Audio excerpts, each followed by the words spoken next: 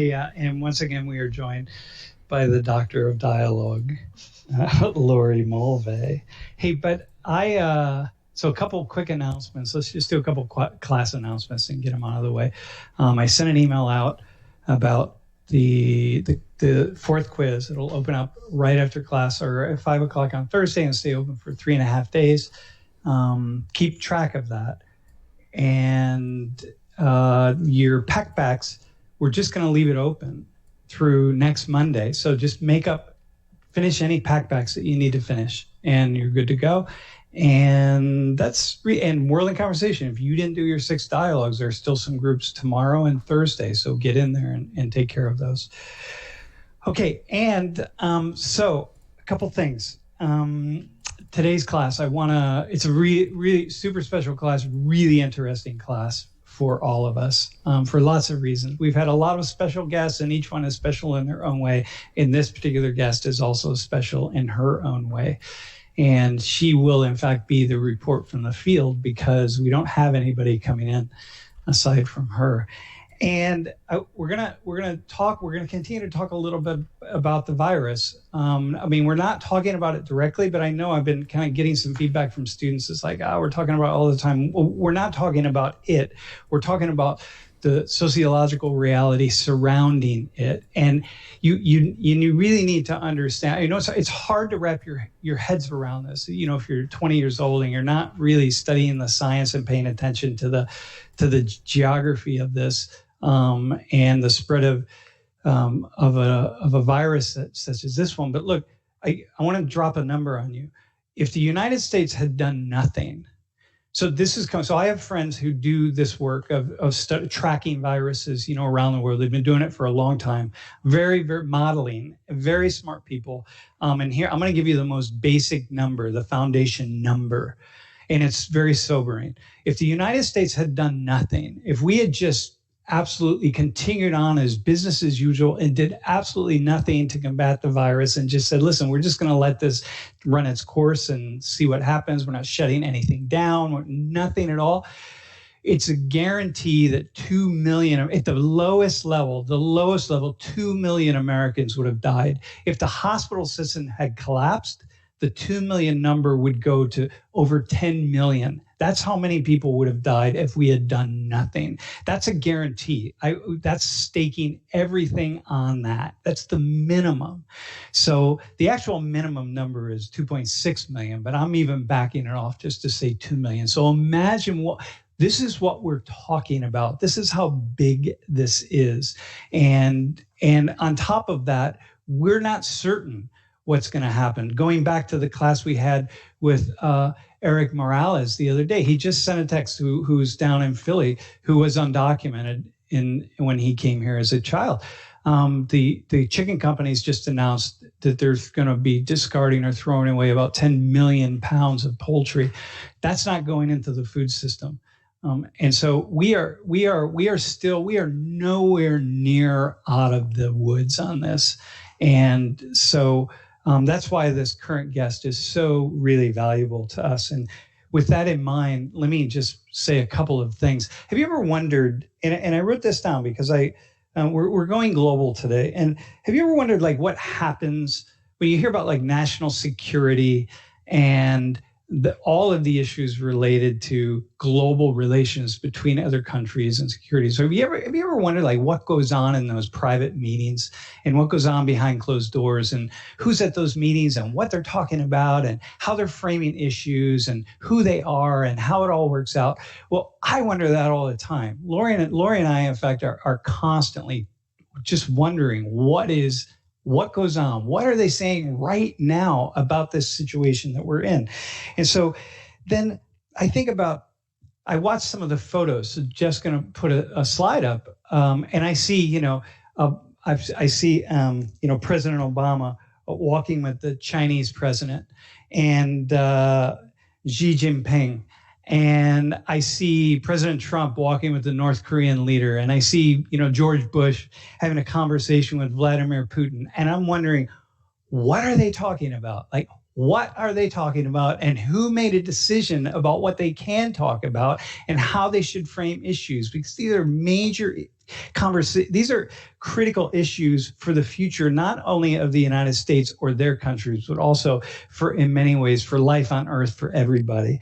And so our guest today has an idea and has been privy to some of those conversations and has been part of them. And so we're really, really, it's special to have her right now at this time in particular, because there are some conversations that are happening behind closed doors that will shape life on Earth for all species, not just human beings. And they're actually, they're really very critical. So our guest is Laura Rosenberger. She was wait, do you want to, hang on, we're going to go. No. Why don't you just say something and then I will say something about Laura going back, because besides that, she's a Penn State alum, which is awesome because, as we know, Penn State alums are everywhere. She was distinguished in her undergraduate educational career and is brought back to Penn State many times, year after year after year because of that. She also worked with us as a facilitator in Social 19 and did amazing work with us and wish she didn't have to leave.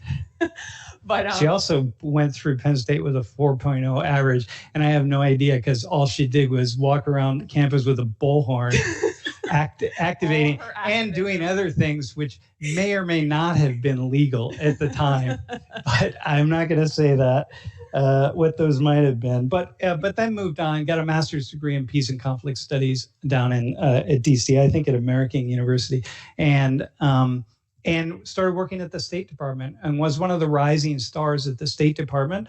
Started under Bush and then worked as an official at the State Department under Bush and then stayed on under Obama. And, I think we can hear a little bit about this from her, but the State Department, it's not about politics. It's about representing the United States, not particular political parties, but also was part, and I'm going to move to the White House's National Security Council and continue to work on North Korea and China, especially the atomic weapons treaty with North Korea, and then also human rights abuses with North Korea, and was part of President Obama's first summit meeting with the Chinese president. And so now runs and now runs we'll talk about this, but runs the Alliance for Securing Democracy, which very importantly is a bipartisan think tank to look at the factors and forces that are undermining democracy in the United States. So it's really one of those insiders. And so if that all sounds impressive, it is. And so that's exactly why we are really happy to have Laura take her time with us today and share her knowledge, wisdom, and experience. So Laura, welcome to Social 19. Again.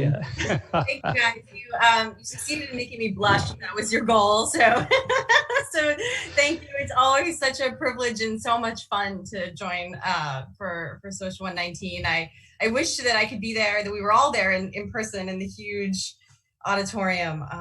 But this is great fun to be able to do this remotely.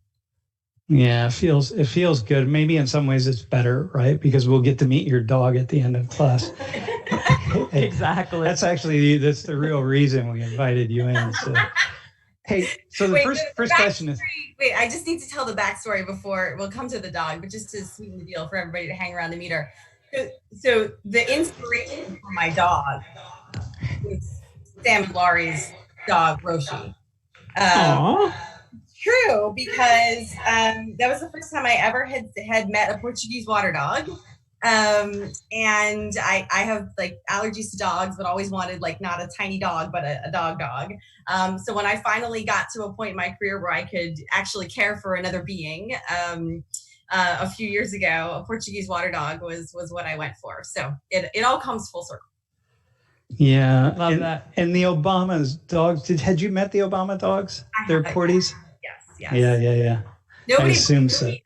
That I wanted a Portie before the Obamas got it, but it's well, they were just following us.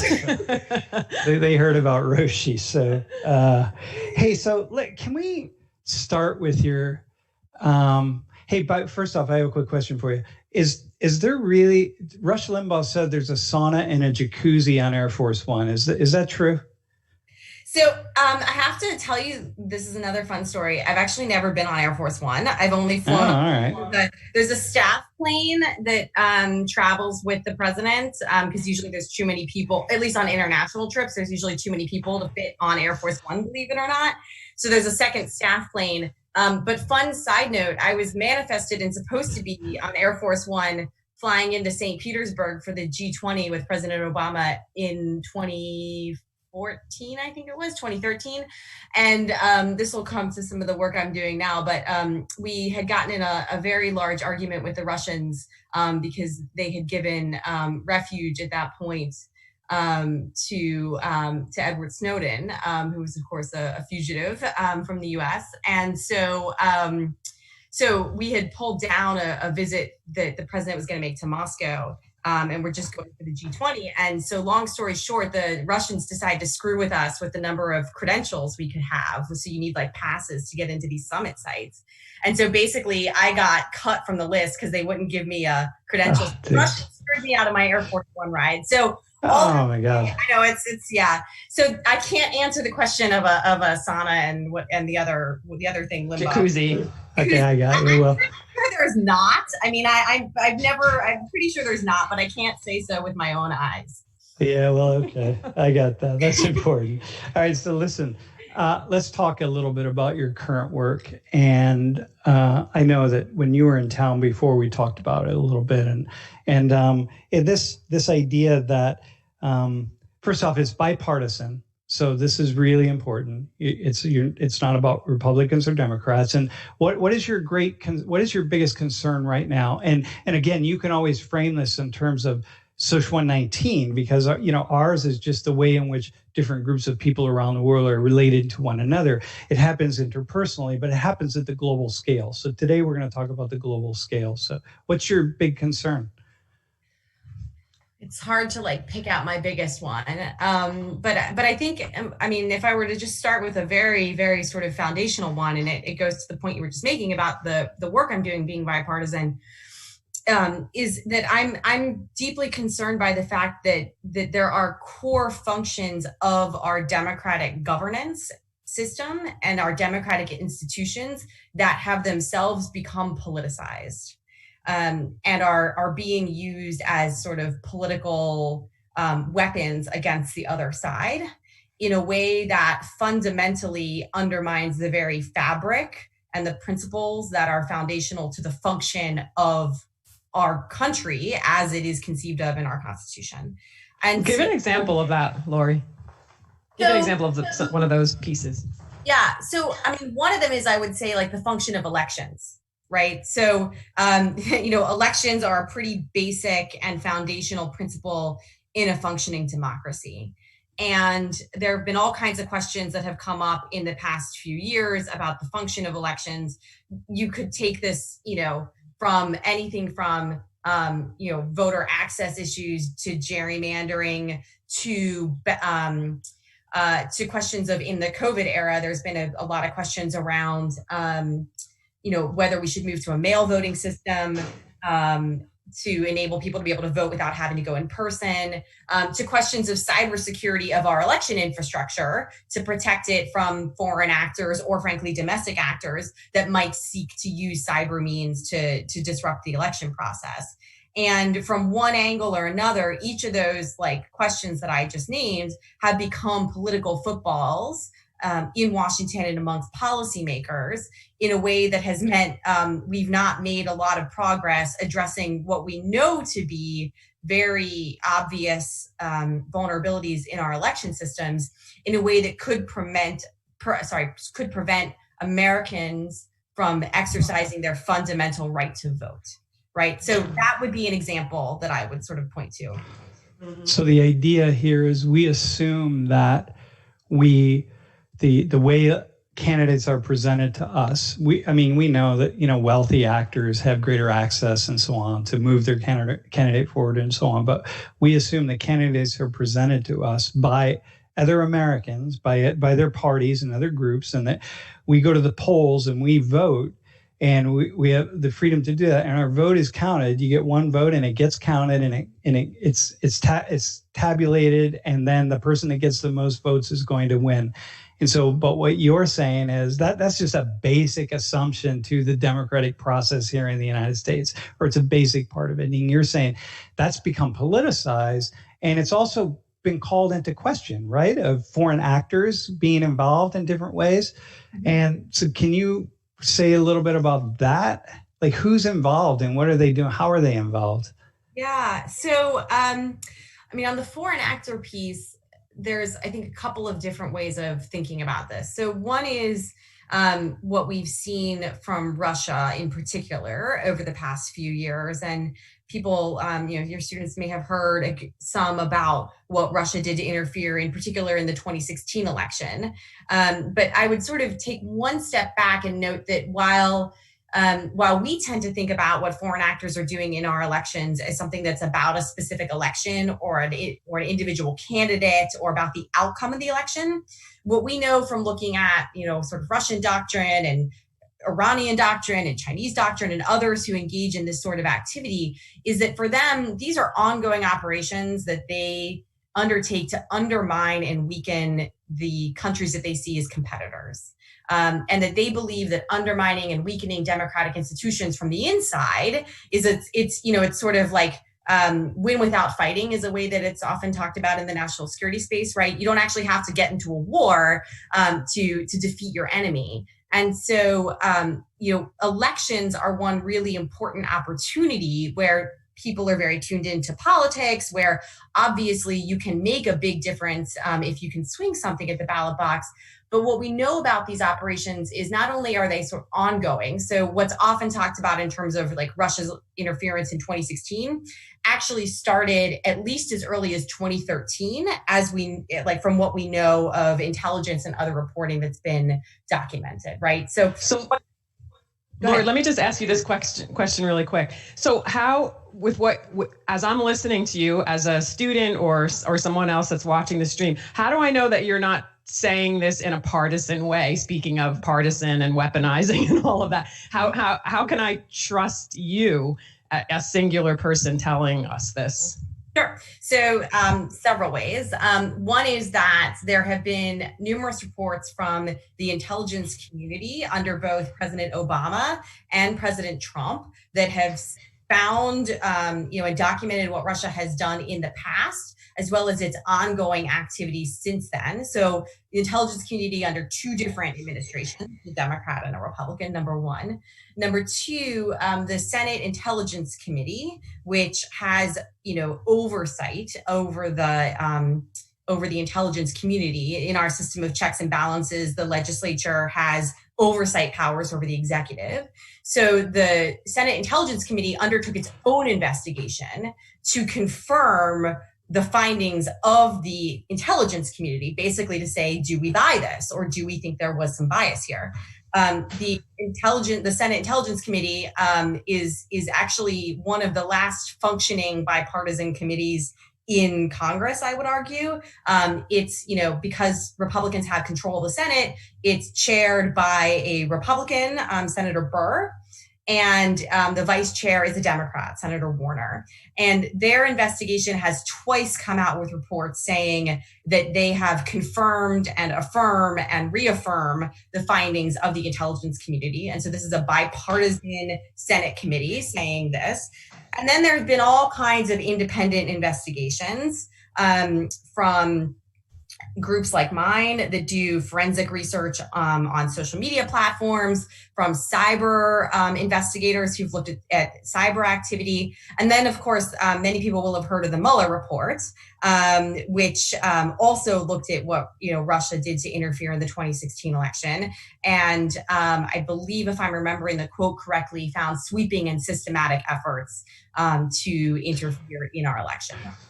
Okay, so let me bring this right down to the level of my students and their phones. And should we ask them to be getting ready to ask questions? Yeah, if you think you're going to have a question for Lori, for sure, get the information. You can hop on the stream and do that. So listen, I'm on my phone and I'm going through my social media, my various platforms, and I'm on Facebook and I'm on Twitter, and I'm seeing these tweets, all like tweets about Trump and what an idiot he is, and then I'm seeing tweets about all the Democrats and what idiots they are, and then I'm looking at Facebook memes, and one's pro-Trump and one's anti-Trump, and they're funny, and I kind of laugh at them and whatever, and they're clever, and people are sending them around, and I'm noticing people on my Facebook feeds and social media just getting more and more angry with each other, and they're just yelling at each other and unfriending one another and so on. And so can you talk about where some of this social media is coming from? I mean, is this, so you mentioned it with the Russians, right? I think I'm fighting with my neighbor down the road. And why am I fighting with my neighbor down the road? So there's a couple of dimensions to this. So the first, actually, I want to take one step back and talk about what you your point there about people getting angrier and angrier and feeling like we're just getting more and more dug in as we're going through our social media feeds. I think the thing that's important to understand about that dynamic is that, in fact, our social media feeds, by and large, have been designed to do that. They are designed to keep us on the platform, which means heightening our emotional state, which in most cases means promoting content using their algorithms, right? So behind all of these platforms, most of them aren't just surfacing content in like a chronological order. Twitter has enabled a function that lets you do that. But most of the platforms, and certainly by default, prioritize information that is essentially fed up to you, served up to you, based on what they think is going to make you the most engaged, which usually means makes you the most upset. Emotional. Yeah, emotional. Yep. And that has all kinds of dynamics.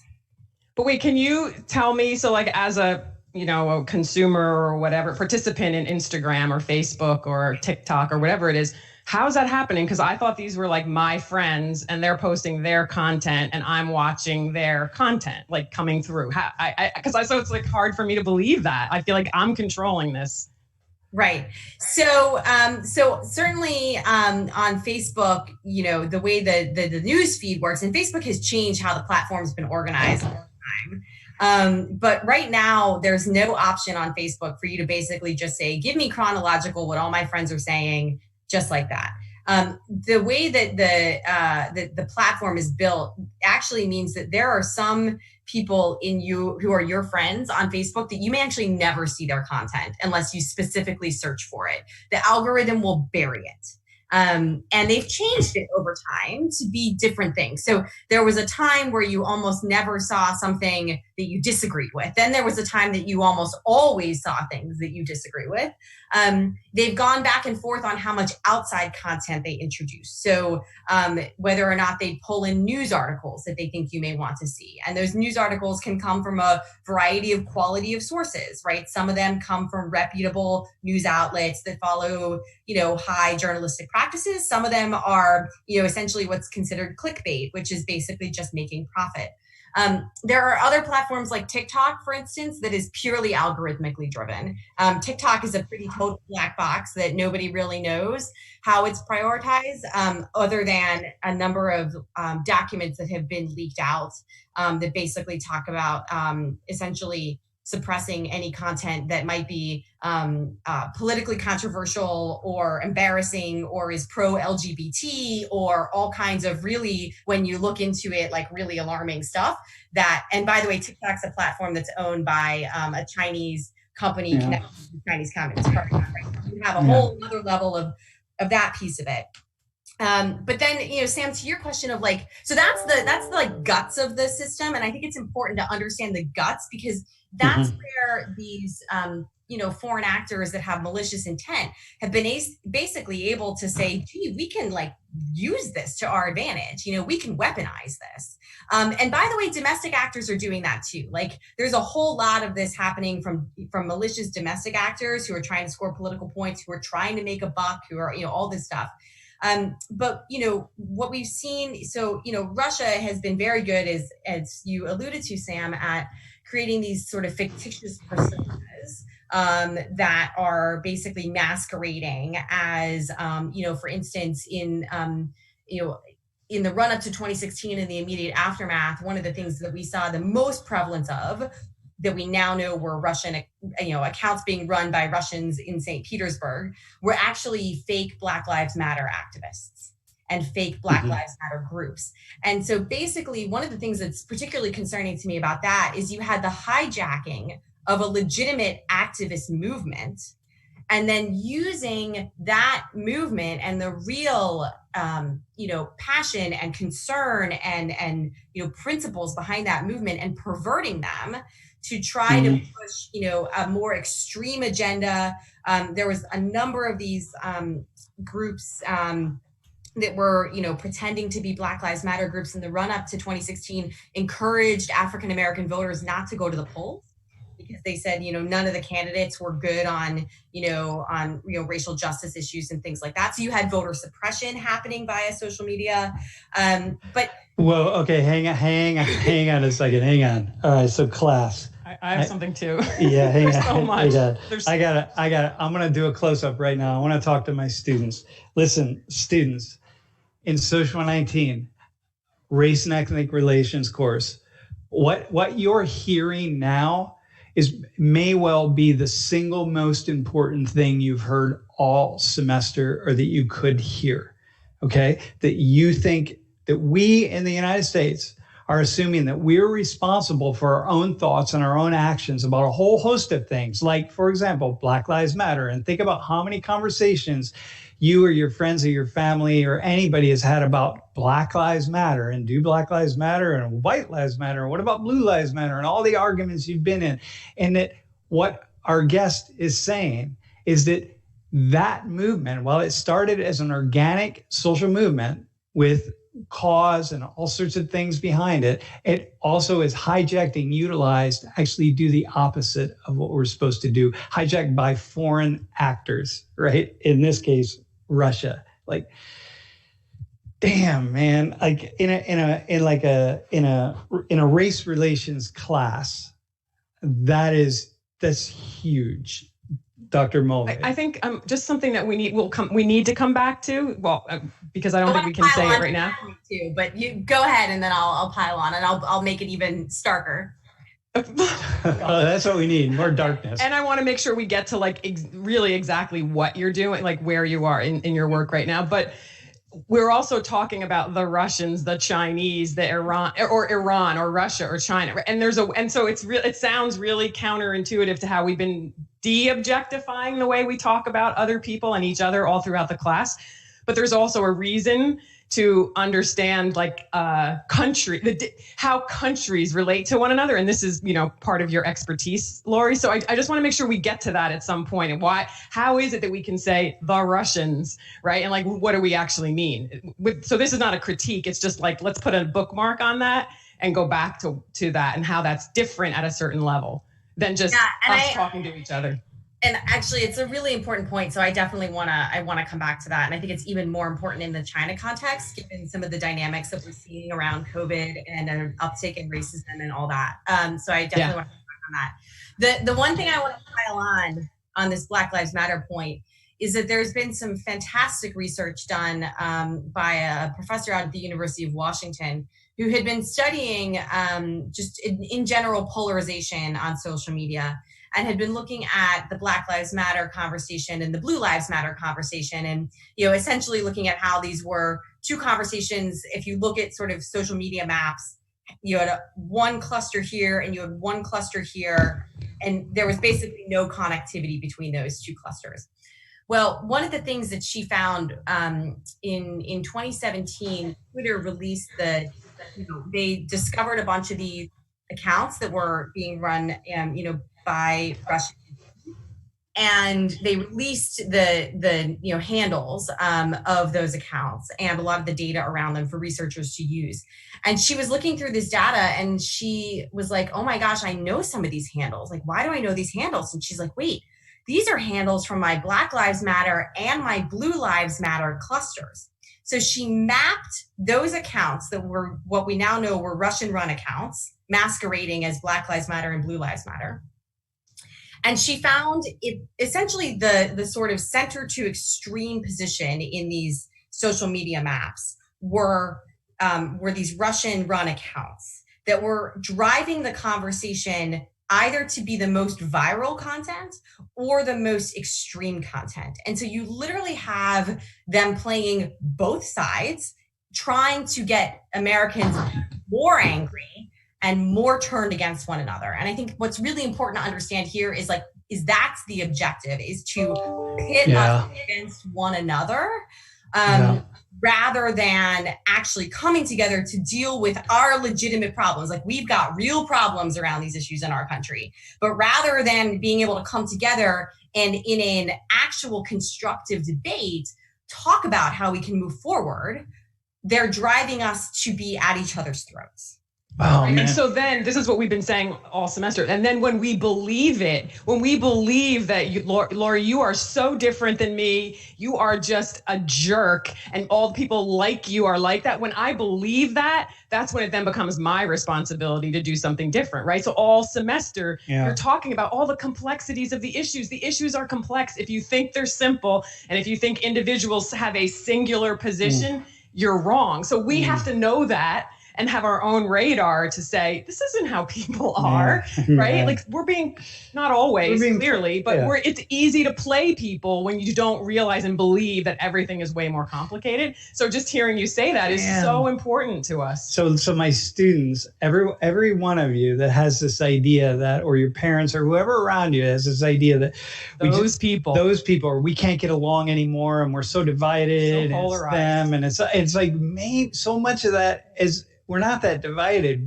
We've been manipulated in many ways by social media, but what you're talking about, Lori, is also by foreign actors who are saying, hey, if we can get these Americans to hate each other. Right. How do you take down an empire? You're not an empire. You take it. It's a virus. It's a virus. Right? And they didn't have a coronavirus. What they had was social media and the hate that they could generate on social media. And so we got it. Right. So who knows so the Russians, why is Trump our president? Right. Well, the Russians played a role in that, whether it's they went it for this way or that way, it doesn't really matter. The Chinese played a role. Everybody now, they're all playing roles in our elections. We don't even know who we want. And why wouldn't you? Why wouldn't I mean? Right? We are like, why does the competition stop at borders? Right? Anyway, go ahead, Lori.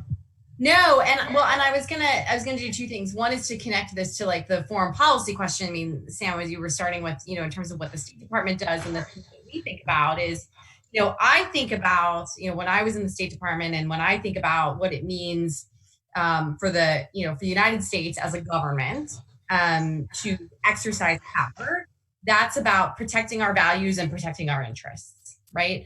And when we are divided internally, we are so much less able to project our power externally in a way that protects those values and our interests, right?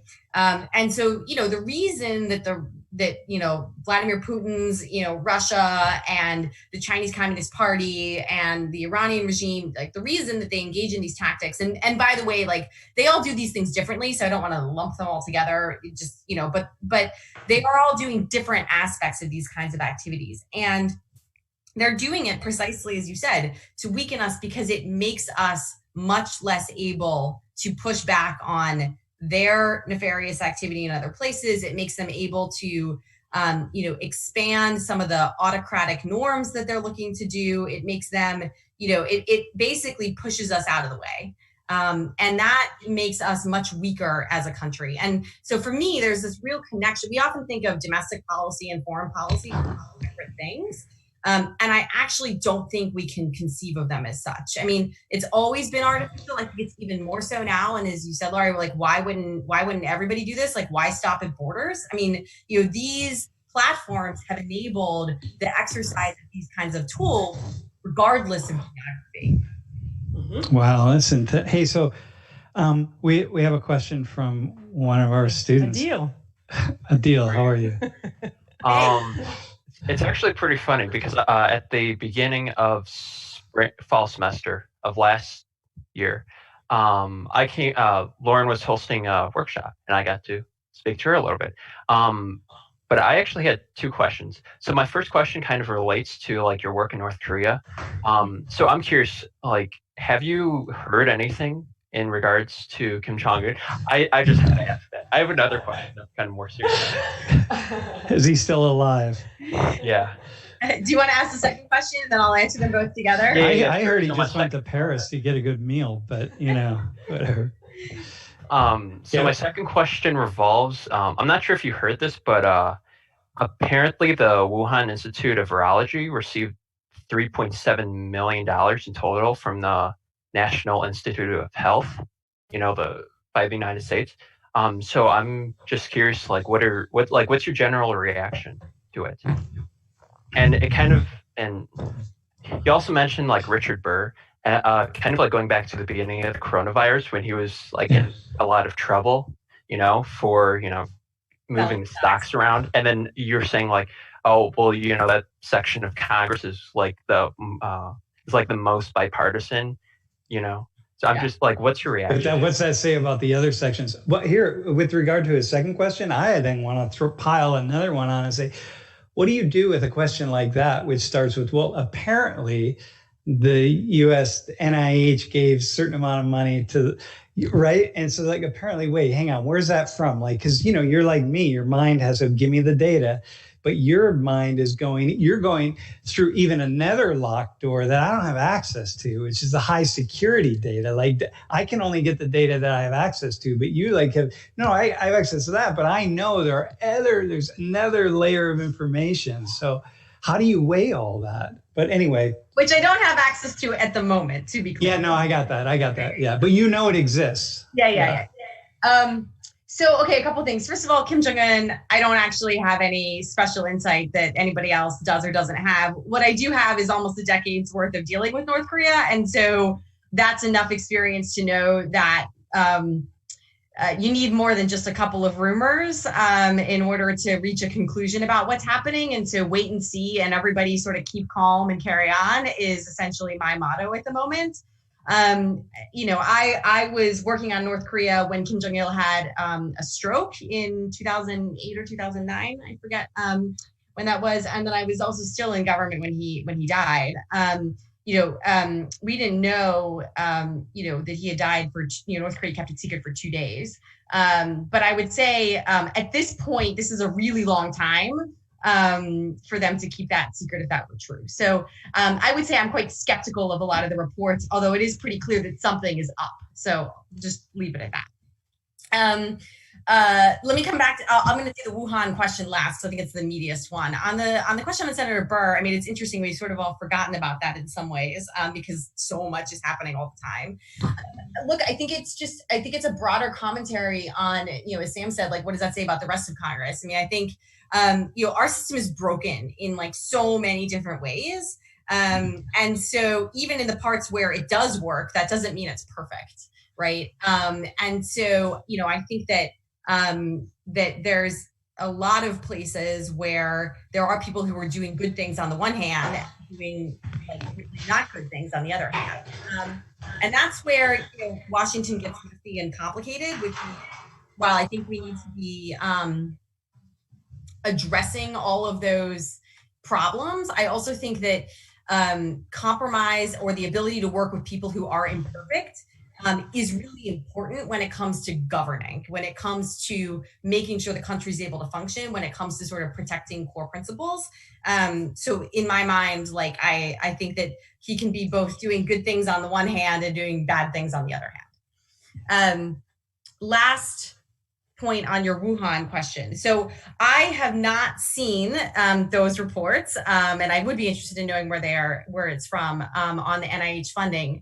What I would say is a couple of general things. One is, the U.S. government engages in cooperative research and work with a lot of different scientific labs around the world. Scientific cooperation is a pretty important thing that happens across geopolitical and geopolitical lines and across borders. And it's one of the things that, there's been a lot of conversation in the coronavirus context about in terms of needing to preserve that sort of scientific cooperation even in areas that face, challenges in the U.S.-China relationship, number one.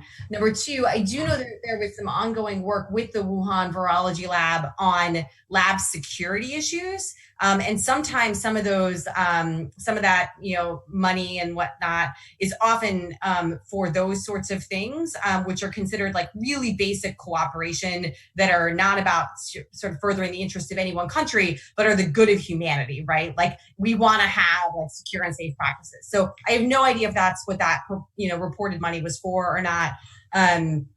But that, that is something that I think is just something I would note. And then the last thing I would say is, there's a lot of questions about, how China handled the virus early on. And there's been a lot of calls for an independent inquiry into sort of what happened. And actually the Australian government has been the most vocal in pushing for this.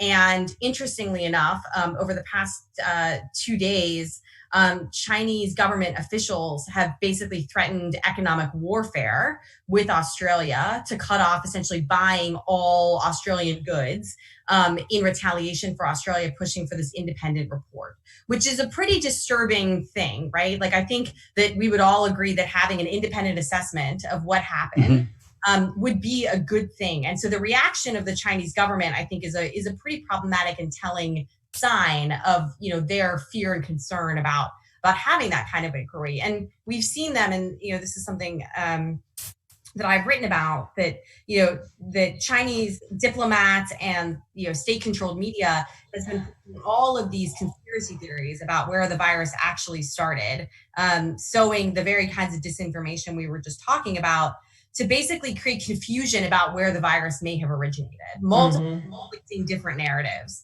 And I think that's also like really problematic when it comes to a question that should ultimately be a scientific one, not about any country, but that's about understanding how this virus has spread.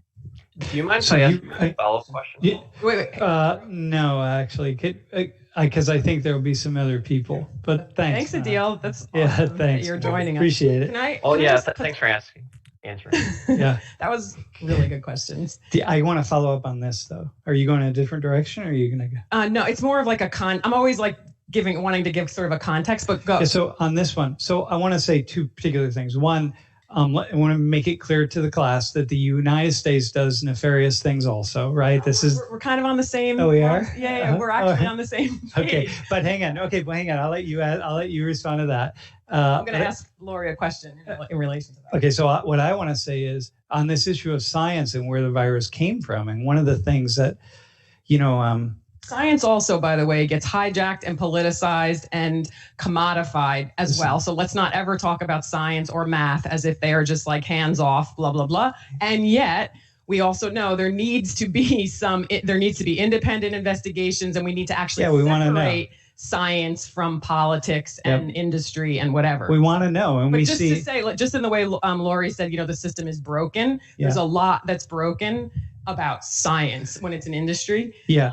However, that just has to. That's because hang on, but that's because we're insiders, right? So the outsider. That's what we're talking about. No, hang on. I got it. So there's things that we can talk about, but the outsider that comes along and says, "Oh, therefore, I can't believe in anything related to science." It's like, no, you can. This is actually really a virus. What I mean? But also, it's like government, right? It's like I'm not believing my government, blah blah blah. So therefore, I'm not going to believe anything about the virus itself. Forget about science, right? There's lots of distrust. I mean, I think this is part of the human condition. We're not going to solve things that are co-opted or things that are broken. Like, it's always going to be that way. And as students, this is for Social 19 students. You can't make the mistake of just saying it's either science or politics or industry or whatever. Like, you really have to say there are always other interests. There's always complexity. I have to make decisions with all of that in mind. And yet I have to parse through the information. You can't make quick, what's the word? Flips, snarky responses to things and think that that's what's true. Yeah, I got it. So I'm saying, like, this isn't because it's a meme on Facebook. Yeah. Right. And so therefore I'm just saying, you can't just be like, oh, we can't touch science. No, I didn't say that. I wasn't saying that. You did. I didn't say that. All right, I got it. And I think I think it can be dangerous. Yes. Right. But it is dangerous. Life is dangerous. Lori, respond to that, and then Lori's going to ask her question.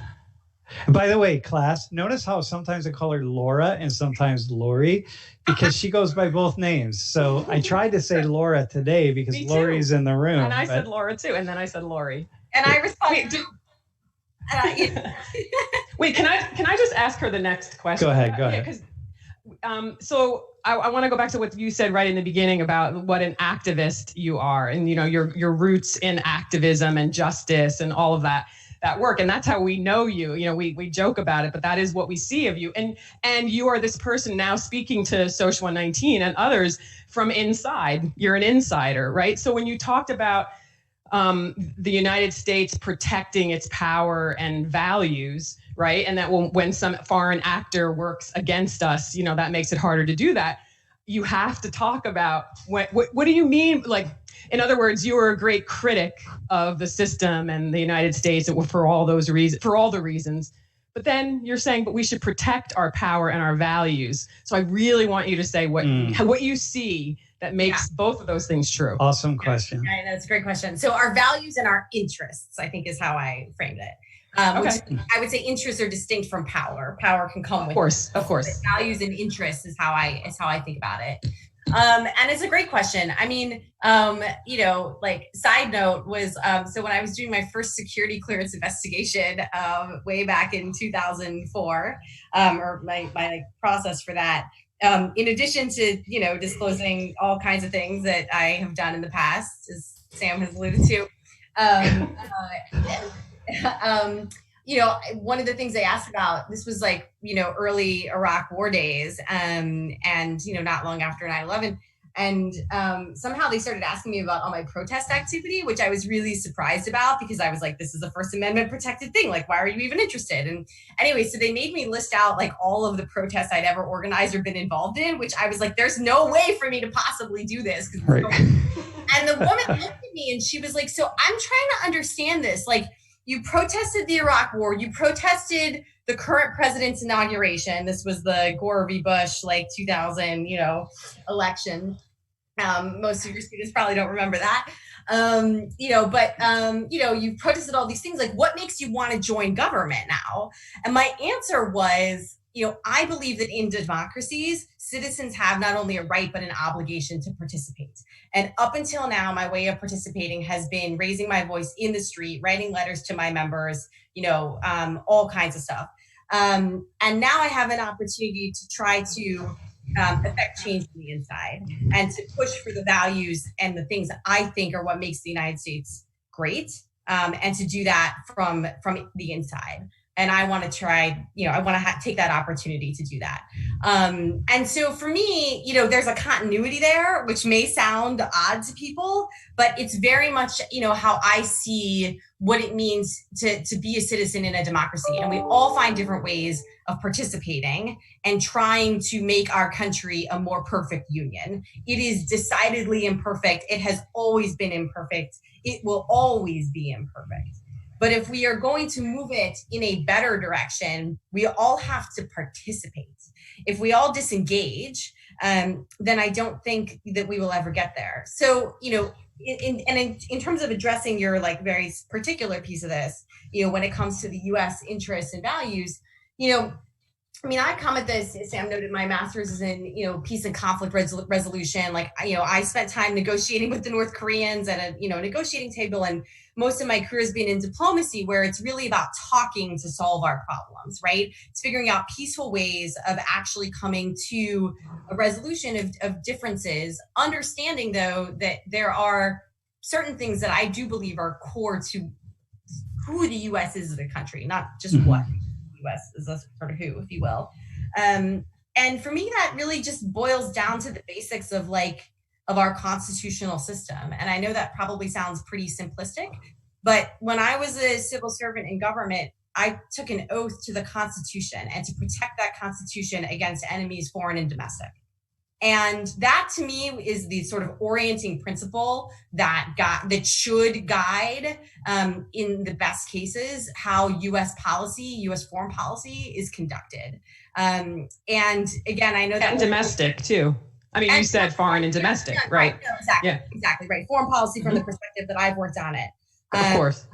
But yeah, absolutely. And, in the best, in the best cases, like we are going to be, trying to work cooperatively with other governments. But I also, once I really got into government and had access to some of that other behind the closed door stuff, stuff that Sam alluded to, the thing that becomes really clear is that while I may have had a very sort of idealistic view and still do of where I'd like to be able to get the world to, there are malicious actors in the world that try to do malicious things to our country and sometimes succeed. And I actually remember being with you guys, or definitely with Sam, the night of September 11th. In Soch 409, right? Was that the? Yeah, it was 409. Right. Yeah, that was we. You had that class. Started the Peace Garden. Yeah, exactly. Peace Garden. And I remember, I had watched the towers come down, sitting in the hub. And anyways, so I mean, for me, right, there are bad actors in the world, and we have to deal with that. But we need to deal with that in a way that's based on principles and values.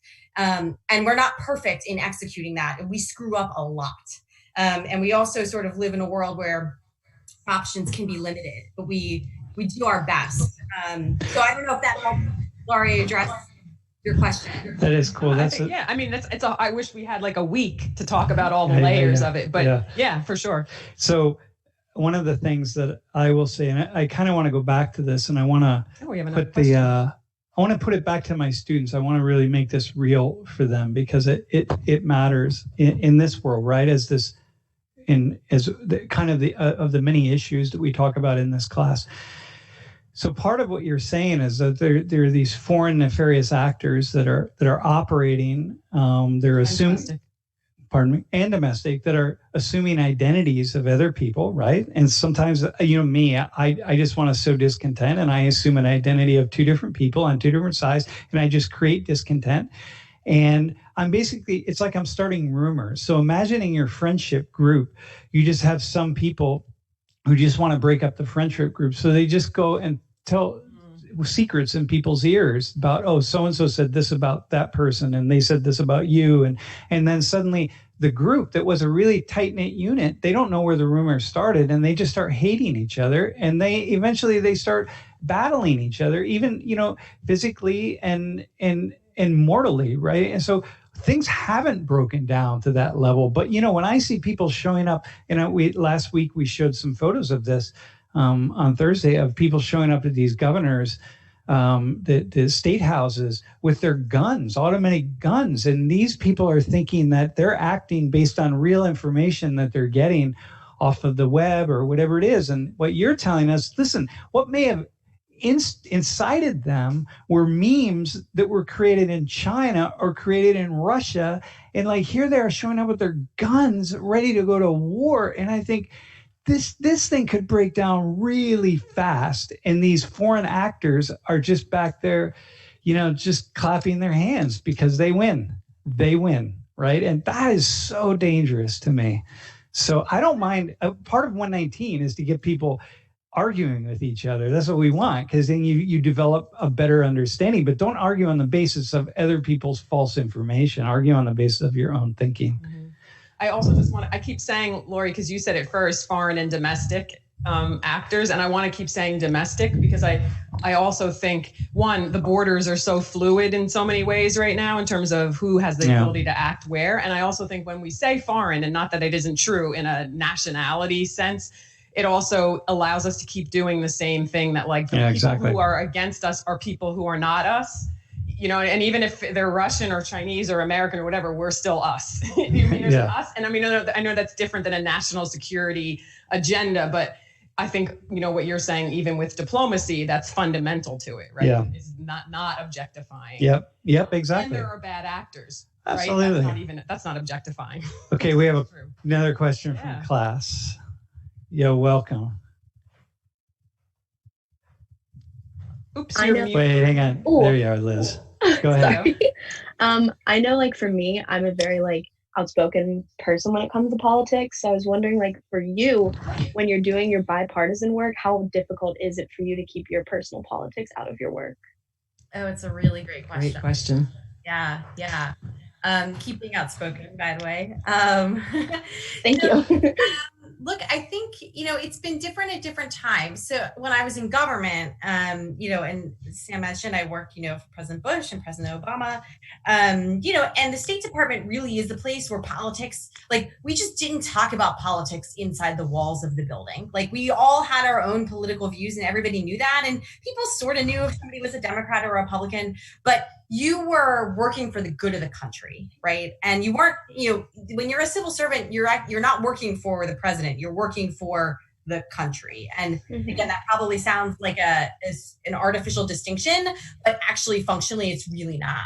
And so you just kind of checked your politics at the door. I did a lot of work volunteering on a campaign in 2008.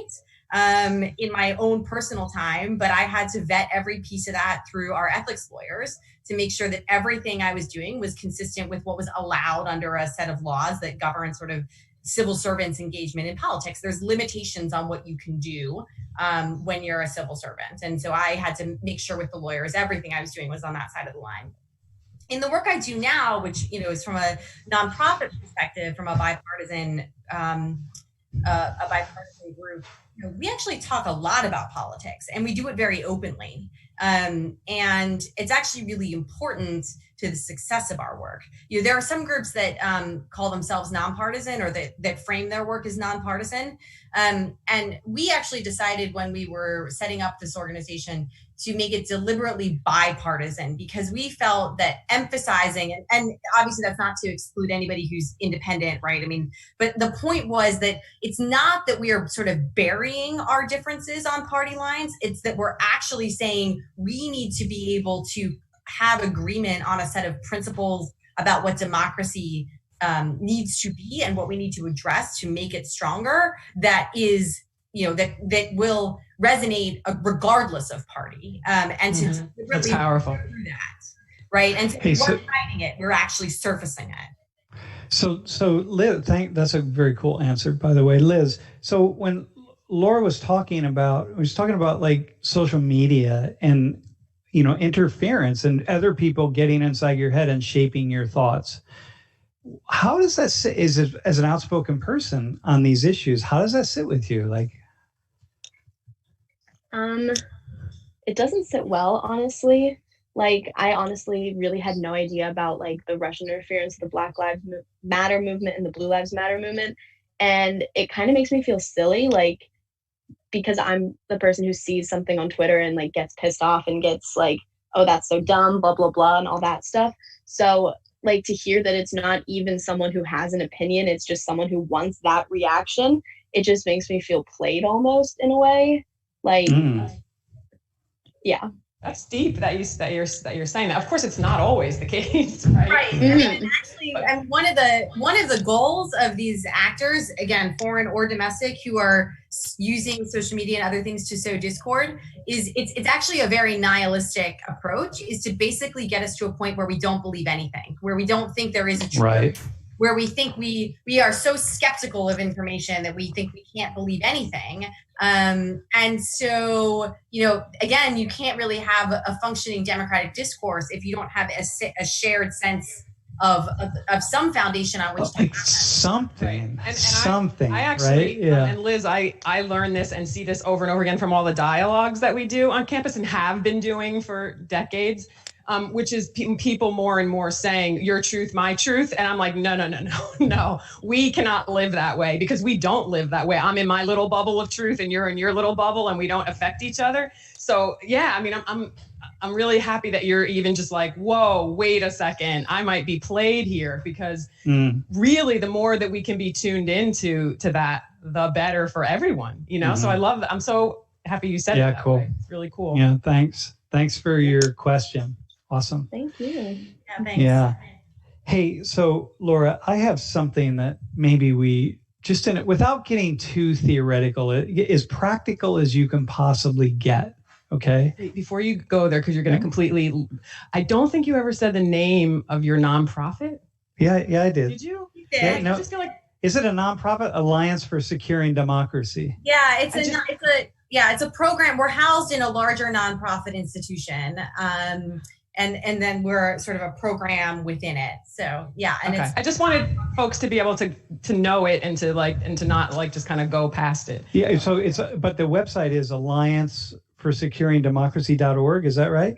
Securingdemocracy.org is the securingdemocracy.org. Okay. Yep. Okay. I was on it today. It's cool. Sorry to interrupt. No. That's cool. Hey, so I know my students who think we talk about the virus too much, whatever. Although I would think that number that I gave would be very sobering, actually. And again, I was watching your face on screen as I was talking, and I was being really going with the lowest possible number. But tell me, without getting too theoretical, what are just some really practical issues that come to mind when you think about this virus and moving forward with regard to national security, global security, right? Not just the United States and big system level. Like what are we maybe looking at? What are the things that you and some other people kind of at those levels behind those doors are sitting down with a cup of black coffee going, holy shit, this is really, like, sometimes I find myself just staring at my wall for about 10 minutes thinking about what's actually what we're being confronted with. So what are a few things for you? Just So a few things, and I could go on for a very long list. Go, and I'm gonna tell you, do it in 2 minutes. Yeah, 2 minutes. So one is that, there on the sort of very system level, there's been a discussion for several years now about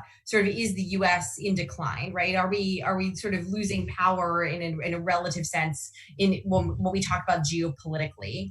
And I think that the answer is yes, right? Like other countries are becoming more powerful. The U.S. is becoming less powerful. That's not an inherently bad thing.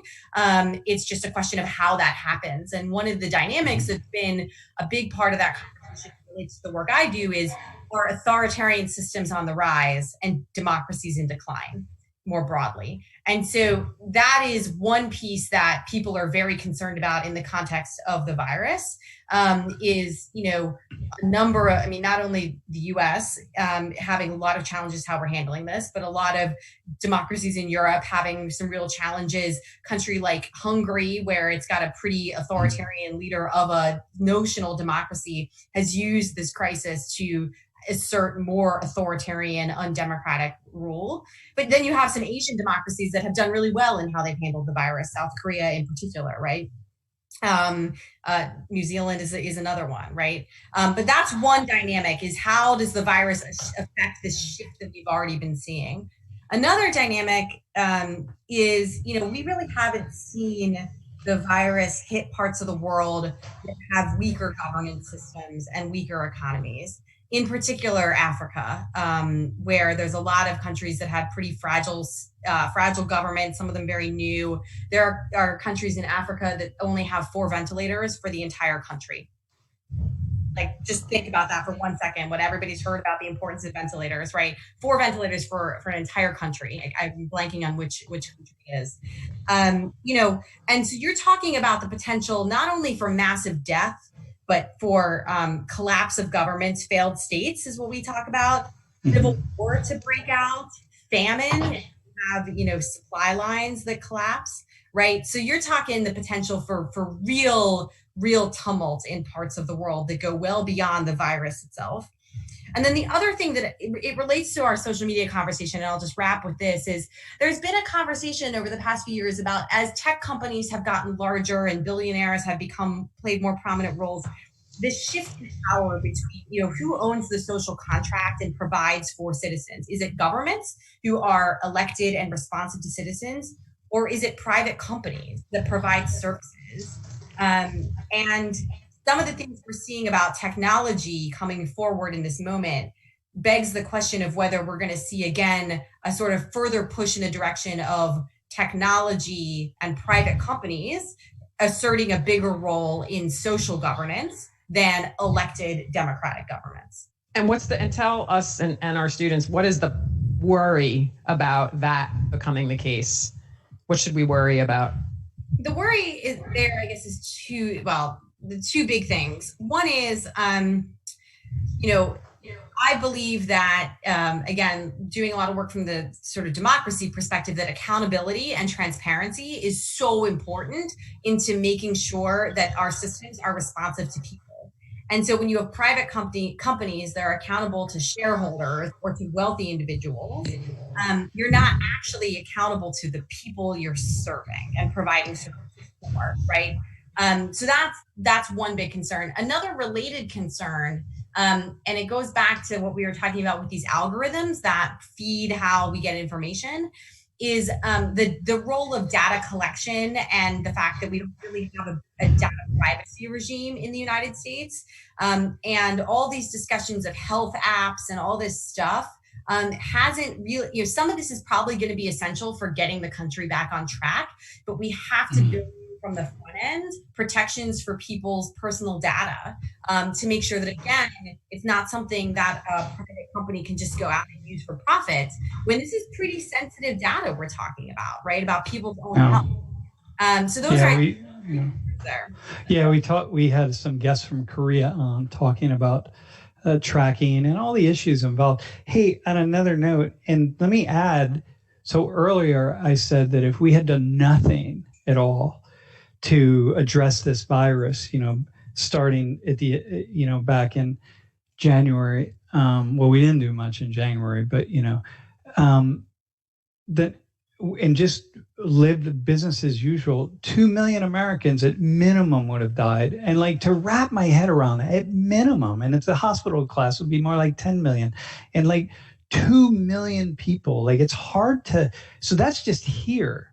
Right. With an advanced healthcare system that we have. And then you start looking around the world, that just makes, without doing something, it just really is sobering to imagine how many humans and how many may die. This is what you're talking about. I mean, we're not through with this, right? At all. Yeah, I mean, we're just, how many are going to die in other countries? We talked to our friend Ernso in Haiti, and it's just starting to pick up in Haiti. And we talked to colleagues in Nigeria, and our colleagues. We're talking about the food supply chains here. Food supply chains here. It's like, it's not just every other place. I mean, yeah, we don't know how it'll all shake out, but were you going to ask a question? No, it's just like, wow. So what you're talking about with regard to this and national security issues, and like violence in one continent is going to lead to breakdowns over here. I want all sorts of things that are going to happen. So it's, there's a lot of, hey, Jeff.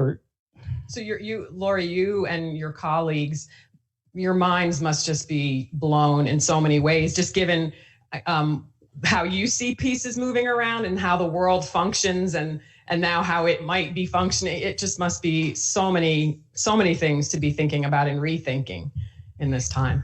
Yeah, and I have to say, it's a little daunting to try to wrap your head around as an analyst and somebody trying to be objective while you're like living this collective trauma that we're all living, right? I mean, I am very fortunate right now, right? Like I am healthy, my family's healthy, I still have a job. Like, but that said, like we are all experiencing a collective trauma, right? With like to varying degrees.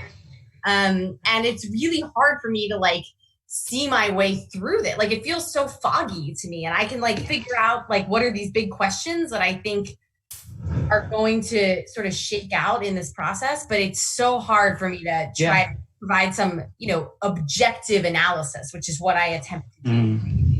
Totally. Right. Okay, so we have another but I think just question. To finish, I think what you've said, though, I hope, I mean, I feel it myself, though, just opens our minds to all of these dimensions. And I do think that, like, moving forward, we're all seeing where we fit, and in other words, what we can do next, right? And how we want to live. And I mean that not in a romantic way, but I mean in a very real way. Like, wait a second, I need to, or maybe I'm going to, or maybe my job is going to be, right? And so I think you just opened up so many dimensions that are really oftentimes just behind the scenes, right? Behind the door. So I just really appreciate what you offered to this. We have another guest, another question. Jeff, do you want, Are we in, or do you want to? There we go. Oh, here we go. Oh, it's Bassam. Hi, Sam. Hi, Laurie. Hey, Basim. Hi, how are you? Friend of Soshwa 19. I'm good. Hi, Hey, Laura. you have never met. No, we never Yeah, have. Oh my God, you didn't know me. You remember me? Yeah. Oh my God, So Laura. what is it? Say something. Whoa! So listen. Oh my gosh! Hey, class. Basim, why don't you tell the class? I will. Yeah. How are you two connected? I will tell you how we were connected through this guy. So I was lying in my hospital bed after my operation in Turkey, and I received a message from the American Embassy in Baghdad saying, Mr. Raja, we would like to meet you as soon as possible. So I replied to them, I said, well, I am in Turkey. I will reach out to you when I'm in Baghdad. And upon my arrival back in Baghdad in February of 2016, I contacted them and I was granted an interview with them to present my case. And thanks to Sam and thanks to Laura, I would really like to thank you guys for giving me the opportunity. And thank you, Laura, for making this happen for me. And you got things rolling from there. And we are still on the process of getting something. So thank you so much on behalf of me and my family. Oh, well, awesome. I mean, you've been through so much. And really, all I did was be able to get the information into the hands of a few right people and underscore the importance. And so nothing compared to what you've been through and what you've done. So just glad to see you. Thank you so much. Likewise. I was so happy when Sam texted me this afternoon. He said, I said, yes, I do want to come on the screen. Yeah. Thank you so much. Hey, so I said, class, so when Basim's house, when the accident happened and his family was killed and his house was bombed, I contacted Laura to say, can you help my friend? And so she made a few inquiries in the State Department in Baghdad. And I think mostly from what I remember, there was just given the trust, your trust of Sam, and then if he trusts this person, you were able to, Laurie, go forward in ways you didn't know Basim, but you were able to use that. And that was like really powerful to witness what it took. So wow, this is amazing. Basim's been to Penn State 2 times, and he's working with World in Conversations. Yeah, he's our main manager in Iraq. I mean, he is the manager in Iraq of our dialogue program. Yeah. Well, sometime we'll have to, whenever we can all be physically together again, we'll have to make a joint visit to Penn State. Yeah.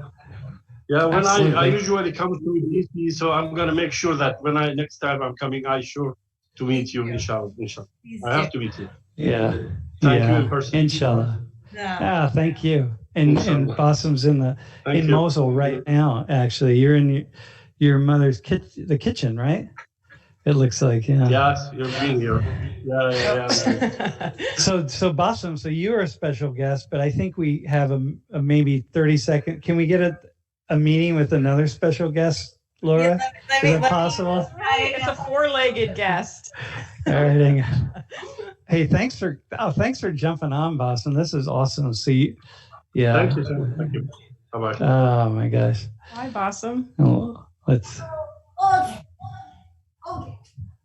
There you go. There we go. Rose. Yeah.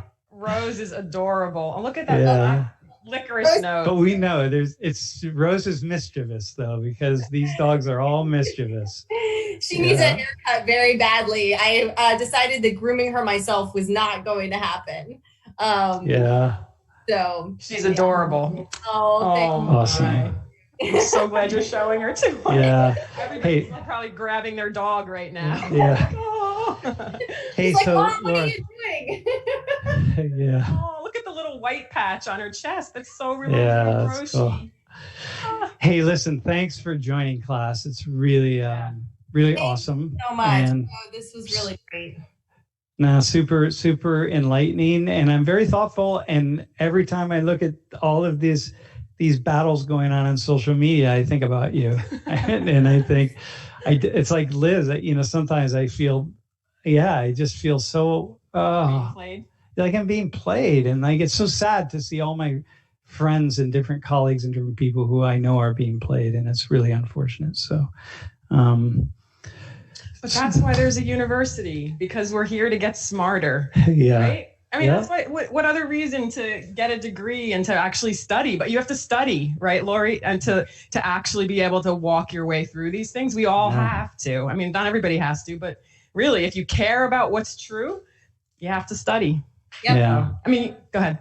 Thank you. I think it's great. And I'm just, I really appreciate the great questions from students too. And we could clearly have many, many conversations going on forever about all these things. So we just barely touched the surface, I think, but this was great. Yeah. Yeah. Listen, again. Yeah, thank you. All right, class. We'll see you on Thursday. And Thursday is going to be a Q&A day. So you get the opportunity to ask any questions you want about anything. Yeah. All right. Anything. Ask them. We'll see all right. The answer. We'll go back to sex fair. We'll think about some of those questions. Yeah. I didn't talk about that. All right, y'all. I'll explain what that was next class if you want to know the reference to that. All right. See you all. Thanks, Laura. Be well. Thank you so much. Yep.